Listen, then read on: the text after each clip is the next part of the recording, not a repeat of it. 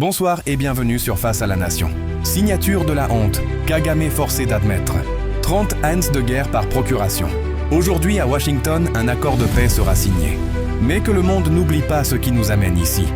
3 décennies de sang versé, de trahison et de pillage, orchestrés et recyclés par la machine de guerre de Kigali.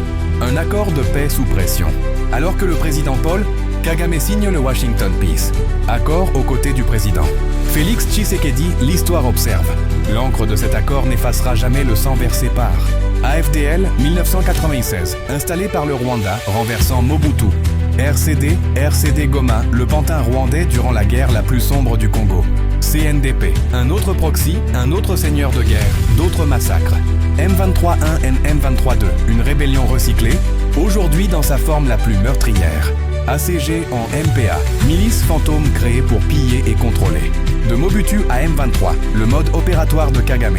Les empreintes du Rwanda sont partout, documentées par les rapports de l'ONU. Les briefings de l'Union africaine, les renseignements militaires congolais et la presse internationale. Soutien aux seigneurs de guerre liés à des allégeances tutsi rwandaises, justification des invasions par le narratif FDLR.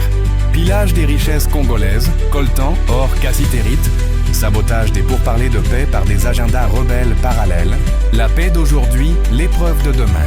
Le Washington Peace Accord pourrait tracer une voie vers l'avenir, mais la paix véritable exige la justice, pas seulement des signatures.